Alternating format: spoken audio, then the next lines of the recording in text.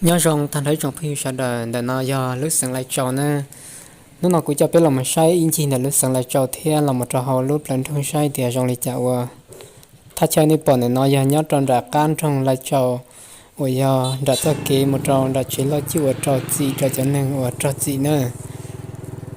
แต่ฉันน้อยเจตตอนเจเรามาจอเป็นทงเทียเรามู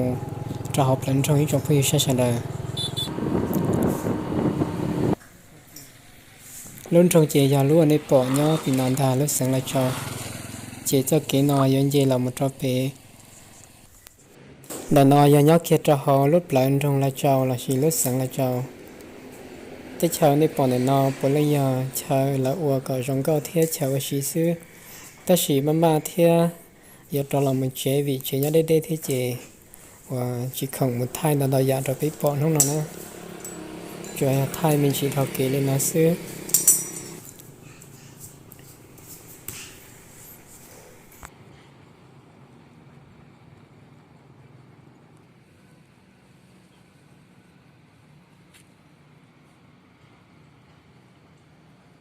nhớ tròไปเลือกสังละจอเนี่ยเนาะเจ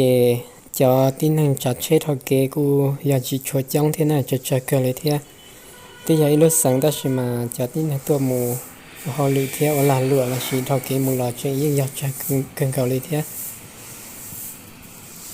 ว่าไปเลือกเช็ดเลยในปอนเนี่ยเนาะสิเนี่ยแต่ไปเลือกสังละจอเนาะnhớ trò lười lướt sáng chỉ để cho cô em mua này trong giờ thì ta chỉ nhớ trò để nó dễ được chỉ cho trong thế nhưng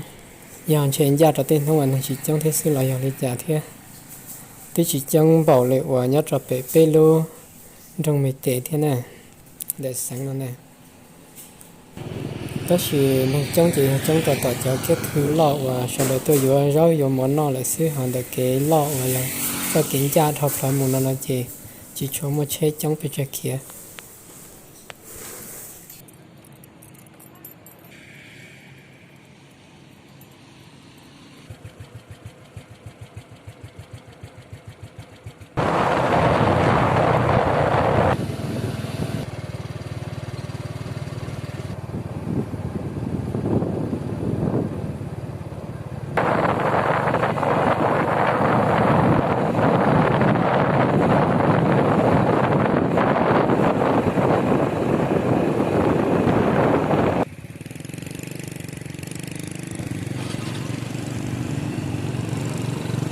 để nó giờ học lần trong do kế phụt vào lúc sáng lại chọn ta tất chỉ thì chỉ muốn chơi trong bị chuyện kia thế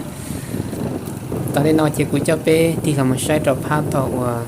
cho kỹ mì và giờ nhớ trò cho chờ mua không sự giờ sao nó sẽ họ một chơi trong lịch trả để nó chỉ là do kế lo lòng một trò sát xì trò tỏ học lần trong thiên ta tất chỉ mà tỏ nó chỉ họ giờ cho chờ và lấy mua không đâu nhận đâu trả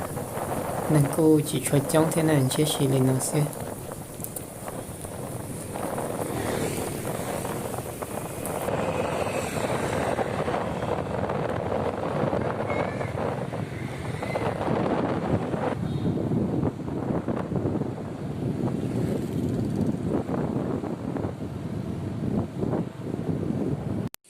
ta chỉ nói chỉ ít thầu kỳ lòng một trò bể cạo sáng lại cho lại